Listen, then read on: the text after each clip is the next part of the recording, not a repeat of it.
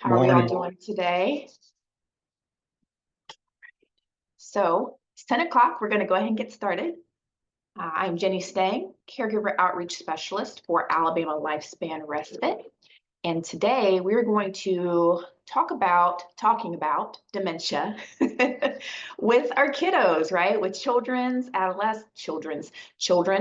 adolescents, and families. It's been a long week, y'all. Bear with me. All right. So before we get started, I do have a little bit of housekeeping. For those of you who know, this will be a review. For those of you who don't, please put your email address in the chat if you are willing to participate in the post survey. So the post survey is optional, but it is just an opportunity for you to give me feedback about this presentation, the good, the bad, and the ugly, and also an opportunity for you to suggest future topics for trainings. I get a lot of inspiration from you all, and I want to be as relevant to you and your journey as possible. And so your feedback is very, very important to me. So if you want to participate in that survey, please put your email in the chat and I will send it to you after the training today. So let's go ahead and get this going. Okay, so what is our purpose today? Well, why are we doing this, right? Why do we choose the topic of difficult questions and talking to kiddos and teens about it? What do we answer them, or how do we answer them? And what do we say to family members when it comes to a dementia diagnosis? Well, the goal here is to provide you with some tips and some skills to navigate these conversations so that we can reduce that apprehension that sometimes comes up when we interact with people who have dementia, right? I remember when I was younger, my great-great-grandmother was in a nursing home and she had dementia and I had no idea what it was. Nobody told me anything about it. And I was about 5 or 6 years old and I remember it being kind of scary, right? Because I didn't understand what was going on. And so hopefully by the end of this, you'll understand the importance of talking to your children about dementia so that we can kind of demystify it, right? So we can kind of remove some of the stigma around it and make things a little less scary, right? When we're little and we don't know what's going on, fear is a very common response. And we don't want our little ones to be afraid of our loved ones who have dementia, right? We want them to be able to interact and create memories and enjoy their grandparents or their great aunts or parents or whomever it is, despite the diagnosis, right? There's still a lot of joy to be experienced after a dementia diagnosis, right? Joy can be found all the way through the end of the disease. And the goal here is really not to focus on solely what has been lost, right? But concentrating on what remains. And I think that's a really great way to approach this topic, right? Not just, of course, not acknowledging the losses, right? But just being aware that there's still a lot of joy to be found in the diagnosis.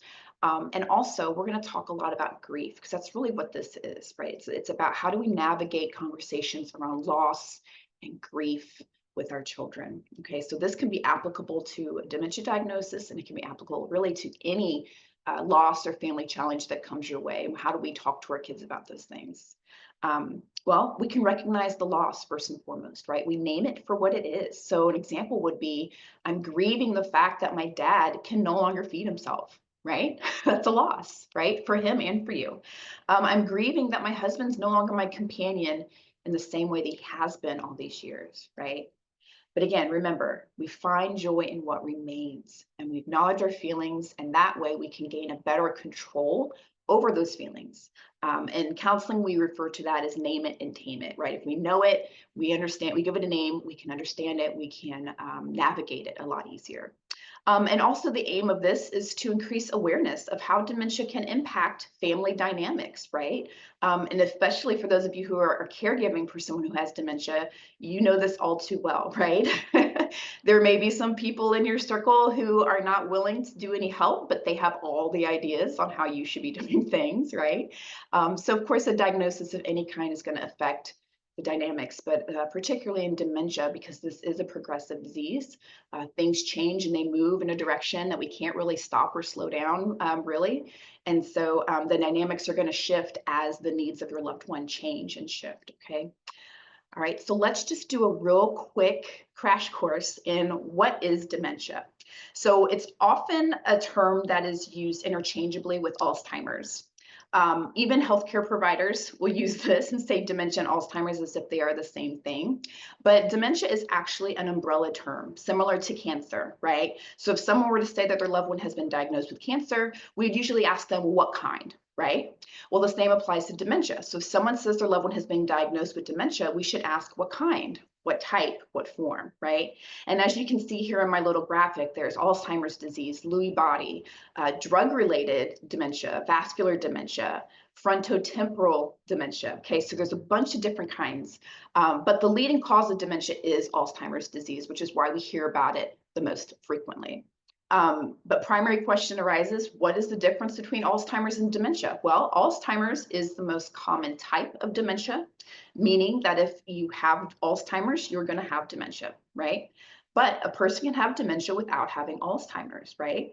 So they may have other types, like I mentioned, Lewy body dementia, Parkinson's related dementia, vascular dementia. That's where you have a stroke, where there's a blockage in the cardiovascular system and it causes blood to not get to the brain, and that's when the brain starts to die off. So there's over 100 different types of dementia. Did you know that? I didn't.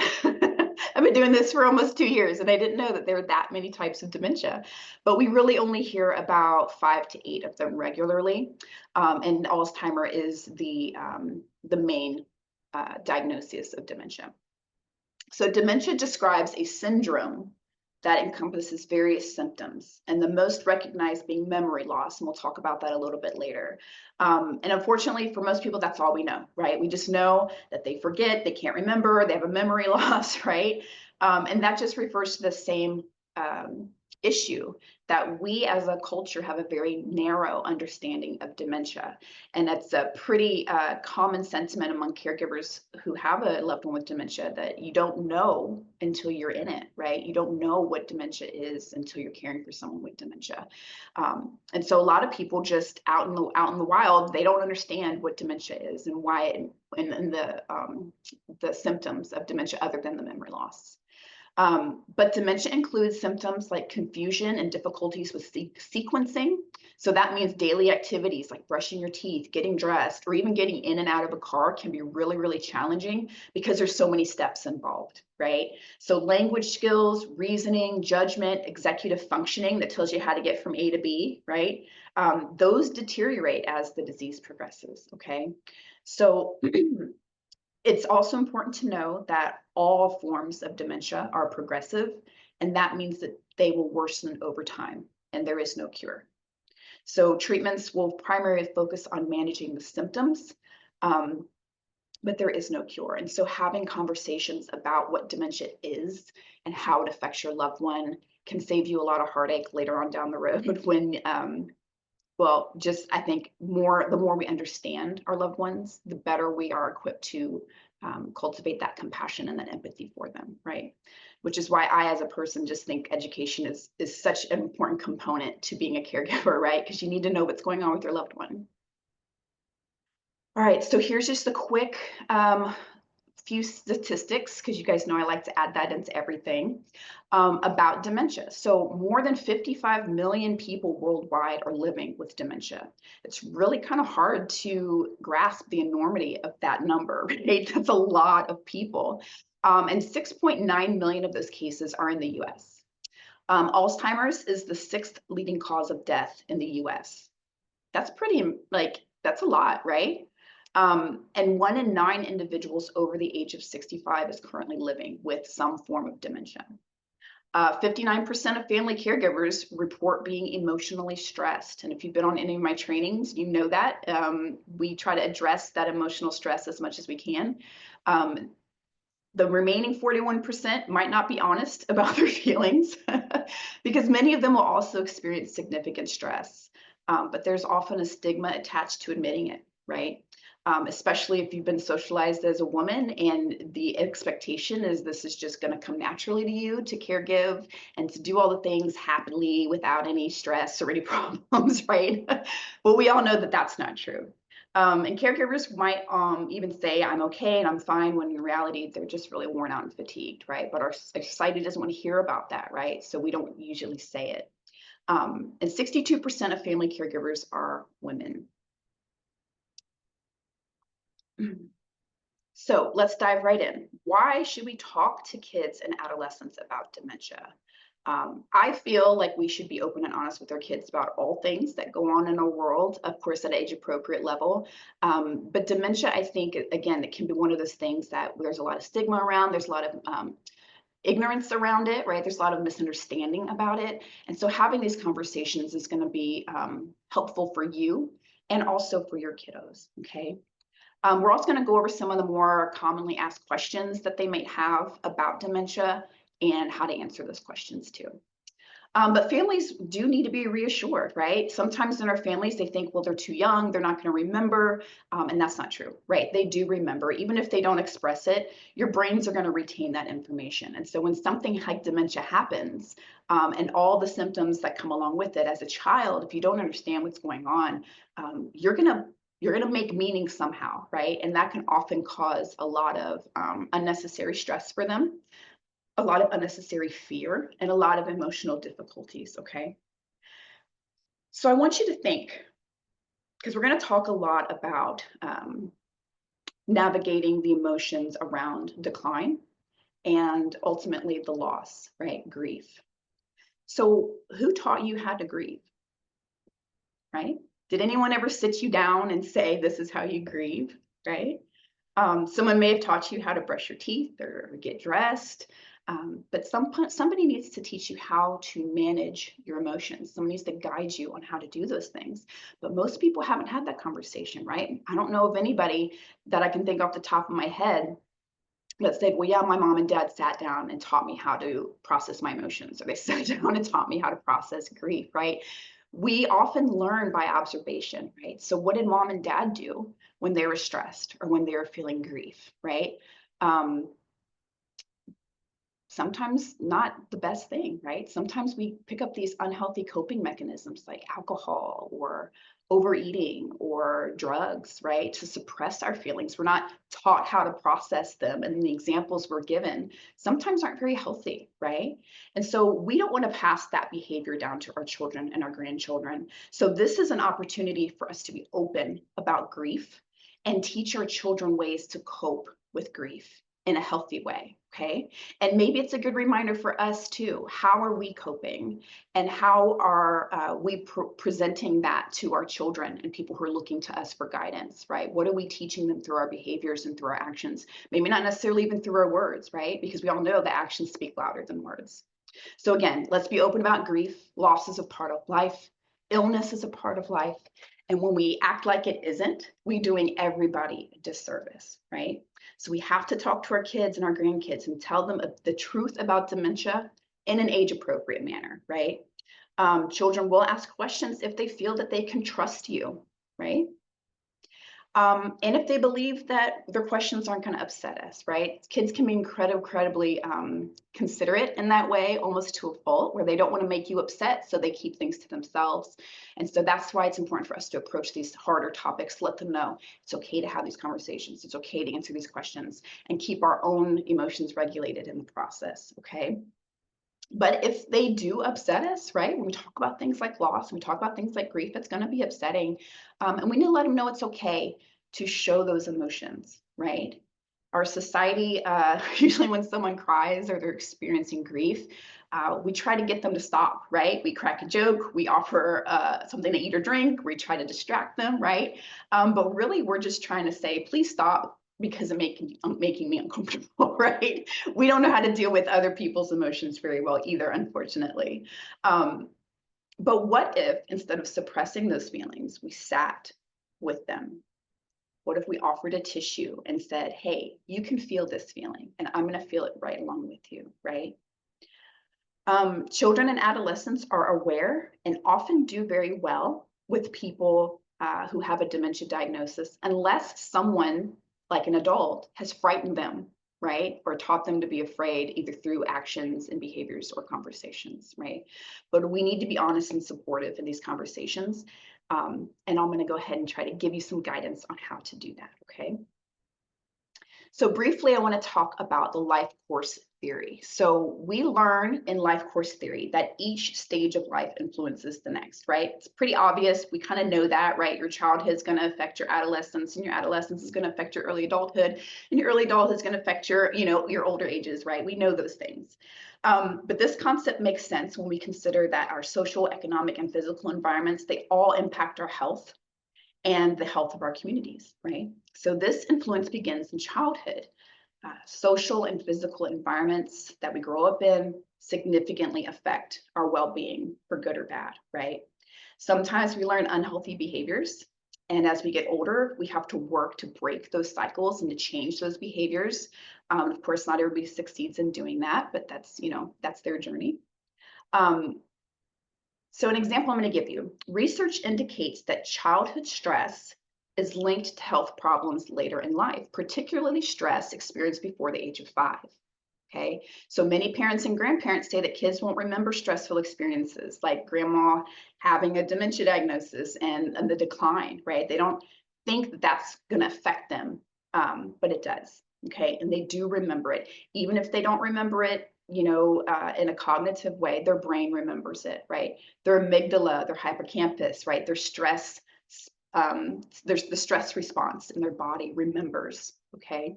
So this is going to lead us into a conversation about adverse childhood experiences. And I'm not going to get into this too deep, but I just want to give you a brief overview of what that is.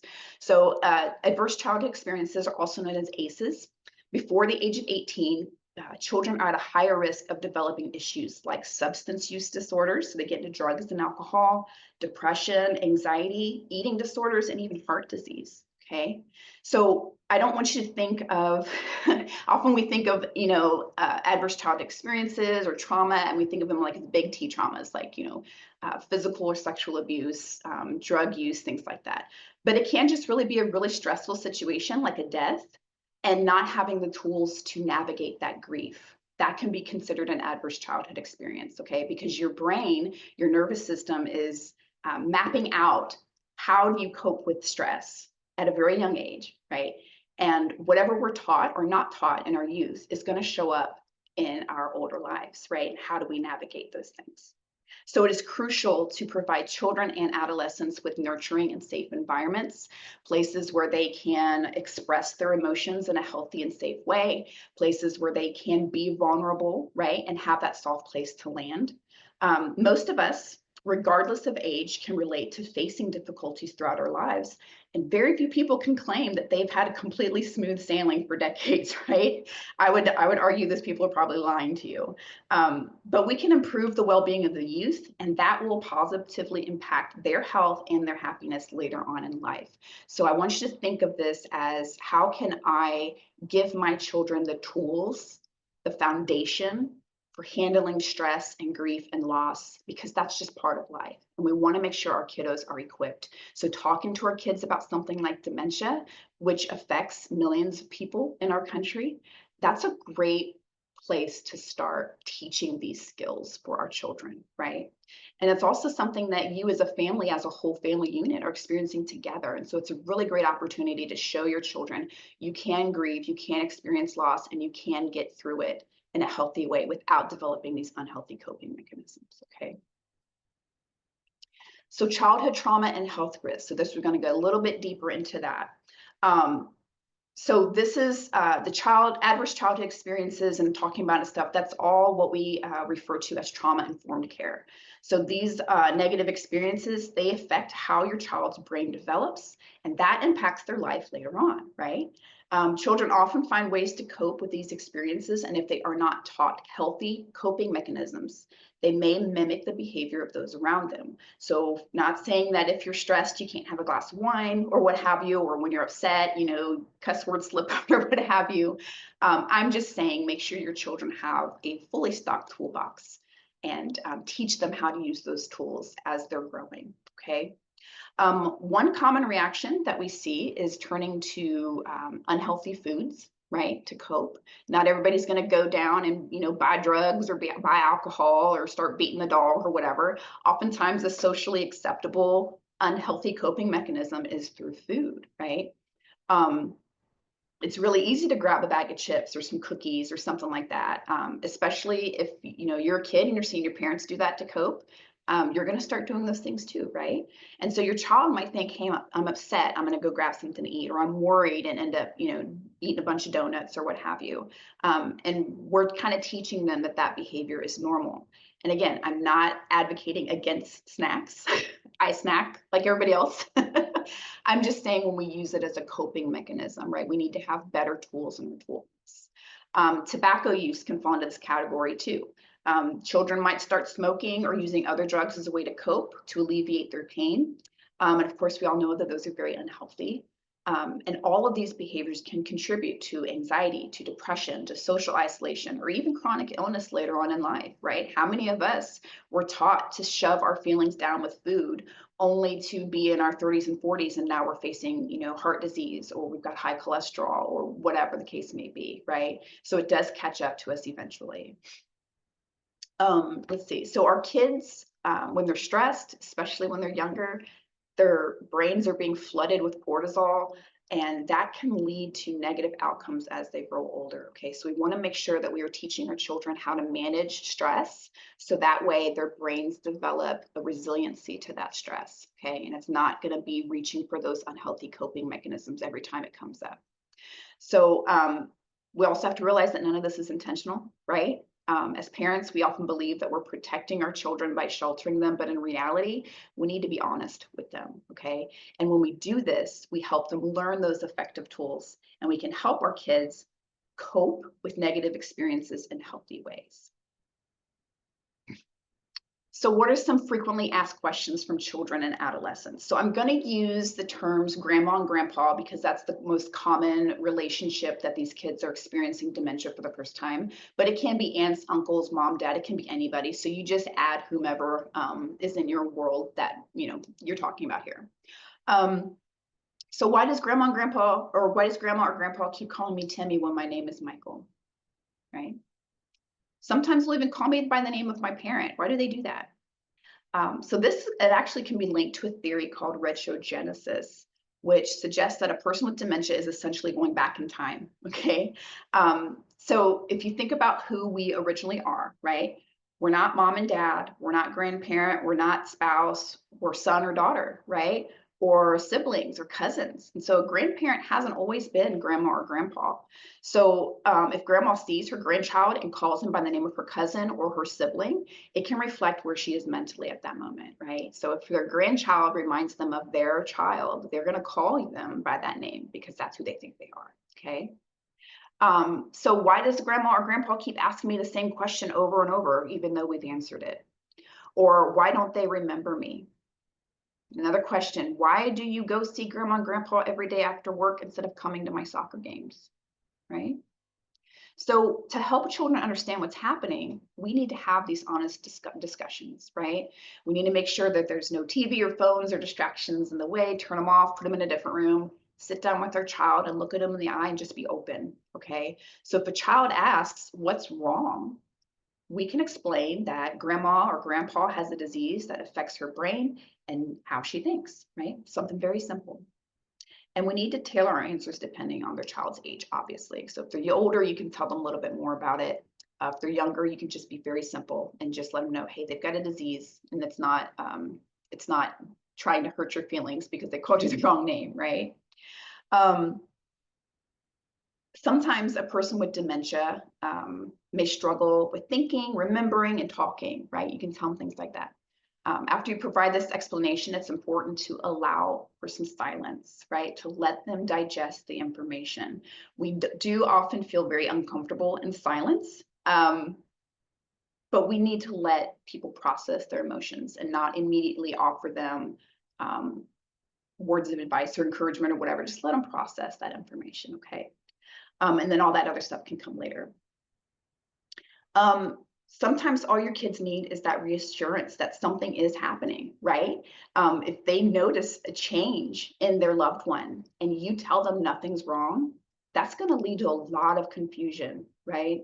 And maybe even a little mistrust, especially if you come back later, a year or two later, and say, yeah, grandma's had Alzheimer's for the last 2 years. I'm like, well, why didn't you tell me when I asked, right? That can be incredibly hurtful. Um, so we can talk to our kids about this honestly at an age appropriate way, and give them really good, healthy answers instead of just ignoring them and saying, well, they're not going to remember it. It's not going to affect them, because yes, it will. Okay. So if a child asks, why doesn't grandma remember me? We can explain that grandma's brain is changing and it makes it difficult for her to remember things. But she can still feel your love, because love is a feeling and she can sense that you care about her. So you see, you can kind of get creative, right? And be honest. But you don't have to give them a whole, 14-page diagnosis with all this medical jargon and everything like that, right? Just let them know this is something that grandma or grandpa are experiencing. It has nothing to do with you. They still love you. They didn't forget you on purpose, that kind of thing. Okay. Um, so when children ask how they can help, we can tell them that being there for our loved one and showing them kindness, right? That's essential. And it's perfectly okay if we start to cry while we talk to our kids about this. It can be pretty sad, right? There's loss. There's a lot of loss. And emotions are a natural part of this conversation. And even right then, if you start to feel an emotion and you can express it in a way that's healthy, let your kids see that, okay? They need to know that you're a human being. Too often we have people growing up into adulthood and say, well, my dad never felt this way, so I must be wrong in feeling this way. Or mom never felt this way, so I must be wrong in feeling this way. When in fact, yes, mom and dad have felt that way. They just kept it from you. Okay. Now, I'm not advocating that you go and, become a blubbering mess and you emote all over everybody, but being a human being in front of your children, that's allowed. Okay. It's helpful. It's healthy. Okay. So let them see that example. Oop, sorry. Okay. So telling our kids about dementia. A lot of times people will ask, well, should I tell them? Yes. Okay. Absolutely. Yes. Should I tell my family, my friends, my church family, my neighbors? Yes. Okay. Sometimes we think we're protecting people by keeping that diagnosis a secret. And of course, if your loved one is in a space where cognitively they understand they have a disease and they can speak for themselves, you want to follow their lead. Obviously, you don't want to disclose information that your loved one's uncomfortable with disclosing. But I think we really contribute to the stigma of dementia when we keep it a family secret, right? We don't tell people somebody's going through this. It kind of reads that we're ashamed of it, right? But there really isn't anything to be ashamed of. Nobody gets dementia on purpose, right? And it can happen to anyone, including us, right? And more frequently, we're seeing dementia come up in younger and younger populations too. So it's not just a disease of the elderly anymore, okay? People in their 40s are getting diagnosed with dementia now. You might ask, well, who should tell my kid about this diagnosis? Again, if your loved one can tell them, let them tell them. Okay. But often a family member is kind of the primary communicator, right? You could probably think in your mind, maybe it's you, maybe it's an auntie, maybe it's a sibling. There's like that go-to person who can communicate this information to them. So that's going to vary from family to family. But again, you're going to know what's going to work best for you and how is that going to be received the best for your kiddos. And when should you tell your child about the diagnosis? The sooner the better. Okay. We can't predict when these changes in your loved one's behavior is going to change or going to occur. And there's no magic 8-ball telling you when, the last time you can have these conversations, or when that decline is going to take place. So when we give our kids that heads up, that can actually prevent future trust issues that they have with us. Okay. Again, so if later on they discover that you knew about it and you didn't tell them, they're going to feel hurt or going to feel like they're not important, right? Or maybe think, well, why didn't you think I could handle it? Okay. And again, you're going to do this in an age appropriate way that works best for your children. It's essential to consider their age and their maturity. Okay. So your kids best. Preparing them can help them develop those coping skills that we mentioned earlier, right? Although, of course, we prefer that our kids don't face difficult situations. That's just part of growing up, right? They're going to encounter challenges, and it's important to equip them for these moments, okay? So we're going to talk specifically about young children, and then we're going to scooch over into adolescents in the next slide, okay? So again, open and honest communication. Okay. Our children deserve our honesty. And I think we don't give them enough credit for what they can understand, what they can process, what they can cope with. Okay. Children are incredibly resilient, and mine surprise me every day. But of course, use language that they understand, right? Depending on their age. It's important to give them space and time to ask questions. So again, we don't want to fill silence by talking. Allow it to exist, okay? That's something we really need to work on, I think, as older generations, just letting the silence be what it is, okay? You can even, again, start that rule of saying when we have these harder conversations, when we have these important conversations, turn off the devices, right? Take off, turn off the ringer on your phone. You can put it in a different room, okay? Allow your kids to express their emotions. If they start to cry, have tissues on hand, right? It's okay to cry because it can be a very sad situation, and we must never, ever shame our children for showing their feelings, okay? Many men in our culture, when they're younger, they're told, boys don't cry, right? That's just, you don't do it. So many of them are now in their 50s, 60s, 70s, or 80s, and they still remember that message, right? So it's normal for our kids to feel sadness, curiosity, confusion, frustration, worry, right? All those things. And they're going to reflect our emotions too, right? So when we tell our kids, at a young age, don't cry, what are we telling them? We're telling them that, one, it's wrong, it's not appropriate, which it absolutely is, and that they're wrong for feeling that way, for doing those things, right? You can't shame somebody for being a human being. So keep the lines of communication open and make sure that their feelings are validated and normalized, okay? Next, teenagers. So the number one thing that you're going to typically encounter with teens is fear, okay? Especially related to death, because that's kind of the age where it kind of hits them suddenly, oh, I'm going to end someday, right? And I think a lot of people don't accept that reality even into their adulthood, right? They think that they're never going to die, or there's going to be an exception made for them somehow, and so they never really wrestle with their own mortality in a healthy way and just accept it, right? So we come up with all these ideas and all these fabrications on, how to cope with that reality. And as a side note, I would just suggest, if any of you guys like research, to research terror management theory. It's fascinating. But we have to be able to let our kids experience feelings of fear around death and normalize those feelings, and then give them the coping skills to accept it, okay? Often, the first person that a person experiences losing is a grandparent or a great-grandparent or a great aunt or uncle, right? Think about your first experience with death, or your first experience with significant loss, right? So that might be a parent's divorce, or maybe you lost a pet at a young age, right? So it's important to understand that grief is not solely about death. It encompasses all forms of loss, okay? So teens may feel helpless and useless because often teens think that they can fix everything, right? They have the answer to everything. And when they're faced with the loss, they can quickly realize that some things are beyond their control, and that can leave them feeling very disempowered, okay? But there are actions we can take to alleviate their pain, obviously. We can explore topics like stress, rejection, even guilt, right? Particularly if you feel, if your teen feels reluctant to visit a loved one, that can be really, really hard, right? And they might feel guilty around that. So you can just brainstorm with them ways to help them cope with their feelings, and make the situation more manageable, okay? But again, normalizing feelings, open communication, patience, okay? That's the key.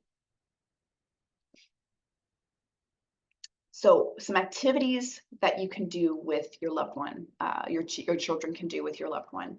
So one of the worst things you can say to somebody who has dementia is, why don't you go in there and watch TV? We've got it in here, right?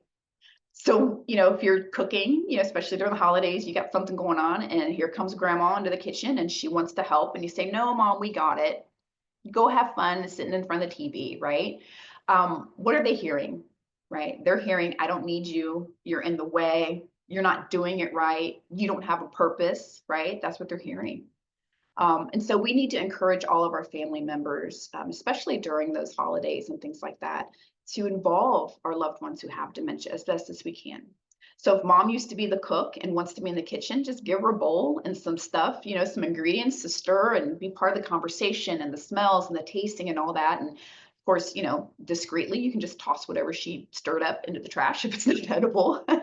But the point is to include her in the experience, right? Just because someone has dementia doesn't mean they're no longer part of the family. And when you start to exclude them, your kids are seeing that, right? And they're going to become afraid, or they're going to be unsure, like why are things different this year than they were last year, right? So it's really just about being with the family instead of being told to watch something alone in the TV room, right? So cooking and baking, things like that, right? You can do those things with grandma and grandpa, even if they have a dementia diagnosis. We can engage in crafts or even coloring, right? Music, all right? I'm a huge advocate for music, but we want to make sure that we listen to the music that from the generation of the person who has dementia, right? What they enjoy, not necessarily just what we prefer. So, if grandma is really into Elvis, put Elvis on, right? You don't want to put on whatever to listen to nowadays. I can't think of these names.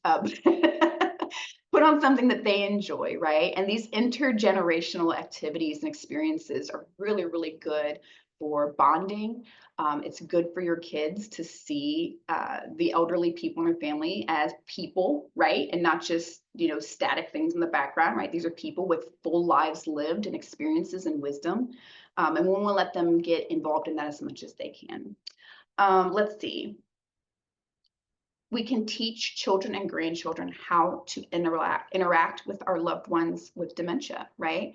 So we can use things like reminiscence therapy, right? Where you just go into their world because they can't come into yours. So look through family photos, right? Ask them questions. Tell me about this or show me, right?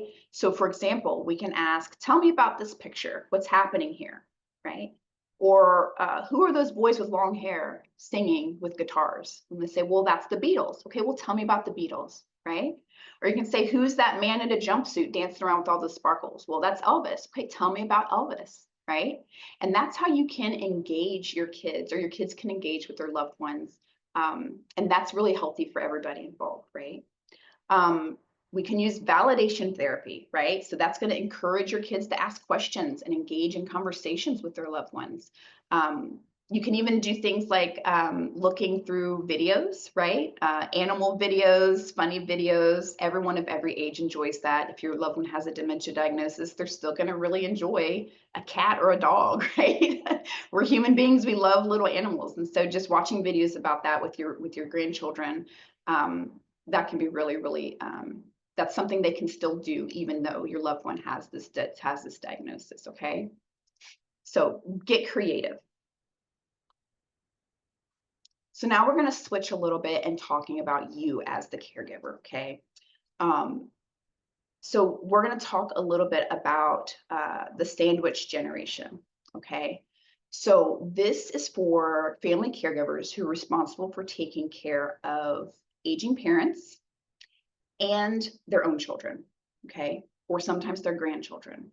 Sometimes they're adult children that left and came back, right?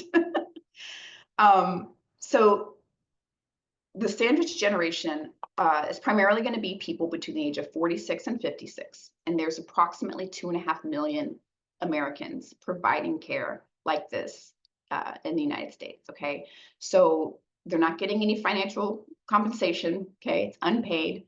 Many of them are still working full-time jobs while managing the needs of both the generation above them and below them, okay? So that's obviously a lot on your plate. And it's very stressful. So now we're going to talk about caregiver outcomes when it comes to stress. So the majority of people who are caregiving will look back on their experience and say, I really wouldn't have missed it, right? As hard as it was, I'm glad I was able to do it. There is life on the other side of dementia, which is why we have support groups, right? And trainings and things like that. And so getting involved in these support groups, getting involved in community outings, getting involved even in these trainings every week. That's to show you that you're not alone, right? And to get that support from people on the journey with you, to normalize your feelings, right? To give you tools to cope, right? Community is very, very important. Most of the time, when you ask a caregiver why they're doing it, they'll say it's out of love, right? Spiritual fulfillment. Maybe it's a sense of duty. Maybe it's even guilt, right? If I don't help, I'm going to feel really guilty. And maybe there's even just societal pressure, right? We are expected to take care of our aging parents. Statistics show that 68% of spouses who care for their partner with dementia die before the person with dementia. Why is that? Often because you all stop taking care of yourselves, right? You stop going to doctor's appointments, you stop eating well, you stop sleeping well. Now, some of these things are unavoidable, right? Especially if you have a loved one who's wandering at night and they're not sleeping, you're not sleeping, right? You'd love to be able to get that sleep, but you can't. So some of these things are unavoidable, but there are some things we can do to do those self-care things, right? To make sure that we are taking care of ourselves so that our physical, spiritual, and emotional outcomes are better. Also, family caregivers, y'all assist with various physical needs, right? Most of which you were never trained to do. So did anyone ever train you how to transfer someone from a bed to a chair? Did anyone tell you how to transfer from a chair to a toilet or to the bathtub, right? How do you lift? How do you protect your body when you're doing physical tasks like that? Most people were never trained on how to do that. So not only those physical things you're doing for your loved one, you're a care coordinator, right? You make sure they're taking their medications, that they're eating properly, that they're getting to their appointments, right? Doesn't leave a whole lot of room for you to manage your own care in that space. You also take on the role of engagement directors, right? This is one of those things that unless you're caregiving for someone with dementia, you don't understand all the tasks that come with that, right? So keeping your loved ones active and occupied is now your job because they can't do it themselves, right? They lose that ability to do it themselves. And of course, you can't just have mom or dad sleeping in a chair all day, because if they're sleeping in the chair all day, they're going to be up all night, and so will you, right? So that's going to affect your well-being. And then in addition to all that, you have to manage all the household responsibilities, right? So who's going to mow the lawn? Who's going to walk the dog? All of the roles that your loved one played previously, you're going to have to either fill those roles yourself, find someone to do it, or they just go unfulfilled, right? A lot of caregivers also report financial hardship, okay? So you can see and you can live and you can attest to this. It's not easy, right? And so we need to be better about treating ourselves better and employing these coping skills, the stress management, right, for our own well-being. And then this is obviously something that our kids are going to notice us doing and hopefully pick up some of those healthy skills as well. Now, I will not leave most trainings without at least touching briefly on caregiver burnout. This is a significant issue that occurs when you become physically, mentally, and emotionally exhausted due to not taking care of yourself, right? So when this happens, you might start to withdraw, experience a lot of stress, exhaustion, anxiety, even depression, okay? Caregivers are at an increased risk for suicide because of the demands of caregiving, okay, and not taking care of themselves.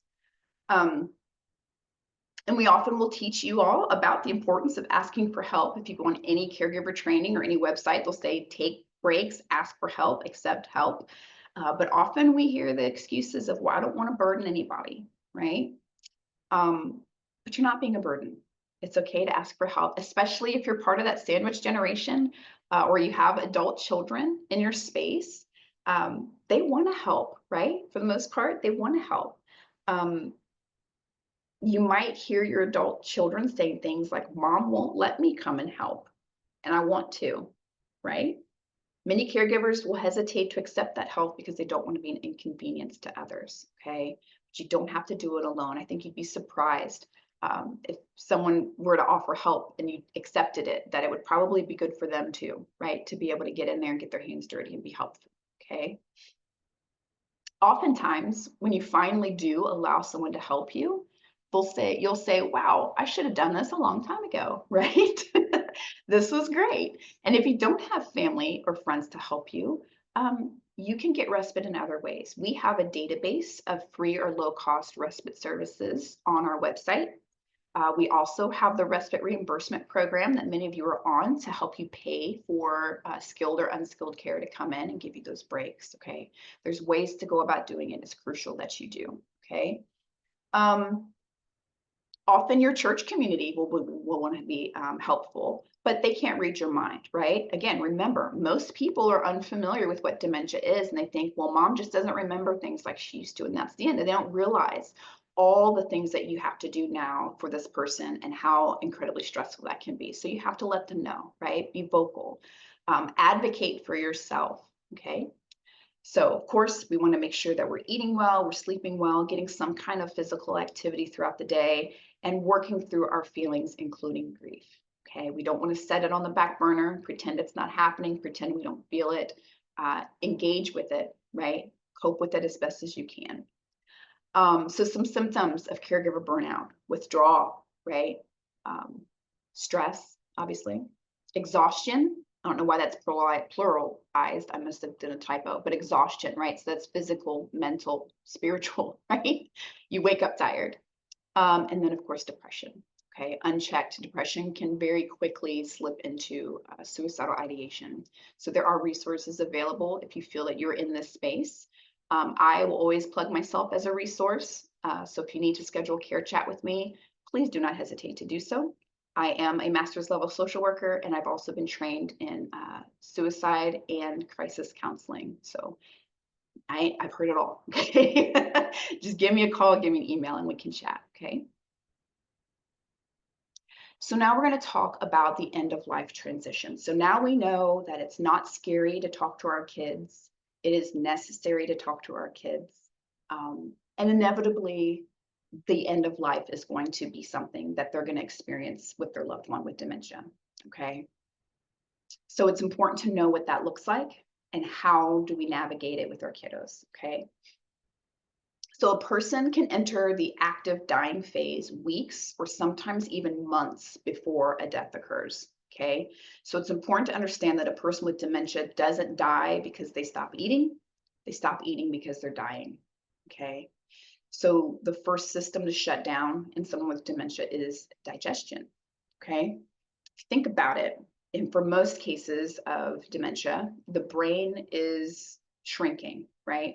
So it could go from a 3-pound brain down to a 1-pound brain. So all of these functions that the brain is responsible for, which is all of them, are going to slowly start to shut down. Okay, so digestion is one of the first ones. So prioritizing advanced care planning sooner rather than later is going to serve you very well. If you haven't completed one for yourself, do it today if you can. It is essential that we ensure that we know what our loved ones want at the end of life, okay? Let's see.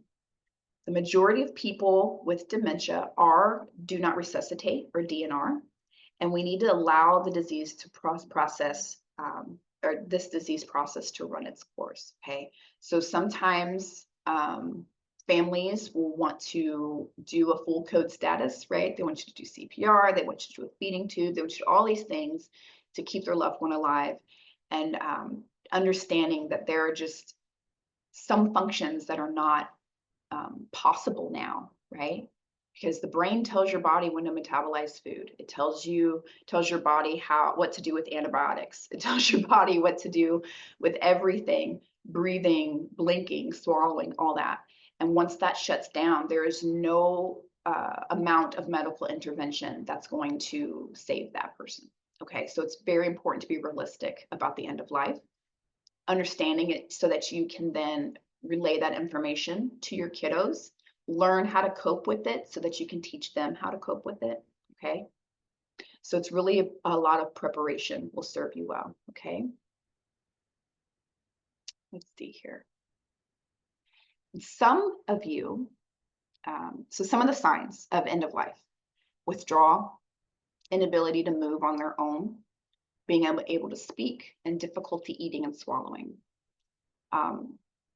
For you, depression and fatigue are very common at this time, especially if you factor in however many months or years prior to you were doing anything and everything for your loved one, right? So you kind of hit this point already at your limit.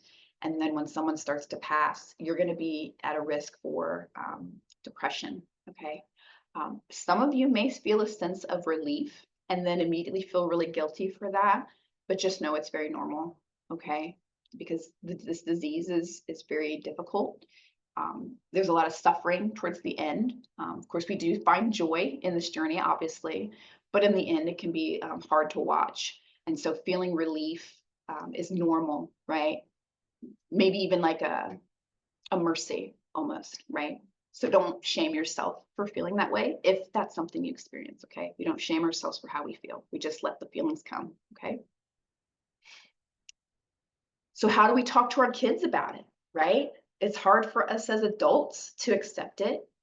And our children without guidance are going to be in a free fall, okay? So we want to approach the topic of death and dying with care, especially when we talk to our kiddos about it. It can be very painful and confusing. And it's normal for us to want to protect our kids, right? Obviously. But we must be honest about what happens, okay? This honesty will help your kids to trust you and to better cope with the loss, okay? If we act like they're not affected, we're doing them a huge disservice, because they are, especially when we're affected and we have life experiences and tools and resources to help us cope and we're still negatively impacted. These kiddos don't have that, right? They don't have 40 plus years of understanding the life cycle and grief and all that, right? They're brand new. This may be their first experience and they don't know what to do. So we have to make sure we are intentional with the information and the tools we give them, okay? So that they can cope with it. It's important to grieve in front of your children so that we can reassure them that feeling sad is normal, right? And expressing your emotions is healthy, okay? It's good for them to grieve when grief comes, all right? We don't want to hide the truth or delay sharing it, okay? Many young children and even teenagers don't fully grasp that death is permanent, right? Especially with the little ones. They're playing video games and, Mario jumps off the cliff and he just pops back up again, right? Chris, I don't know how many kids are playing Mario, but we need to let them know that, dying is permanent, okay? And give them that space to cope and understand and feel those feelings, okay? Let's see. It's okay for your kids to feel angry or sad or frustrated, okay? These are all part of the grieving process. Typically, anger shows up first to protect us from those deeper feelings, right? It's easier for us to be angry than it is for us to be sad. It's easier for us to be angry than it is for us to be scared. It's easier for us to be angry than it is to be worried, okay? So if your kids feel angry, don't punish them for it. Let them be angry, okay? It'll pass. Be empathetic and avoid telling them what they should or shouldn't feel, right? Oh, don't be sad. Grandma's in a better place. Let them be sad, okay? There's no shoulds in grief, all right?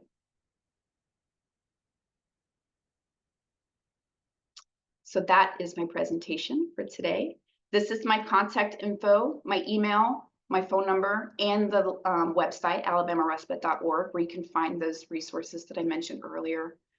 If you need to reach out for a care chat, and that could be about grief, it could be about anxiety, it could be about stress, it could be about anything you want, please call that number or send me an email. I do not work Wednesdays, but I will get back to you. If you try to reach out on a Wednesday, I will get back to you the next time I'm in the office.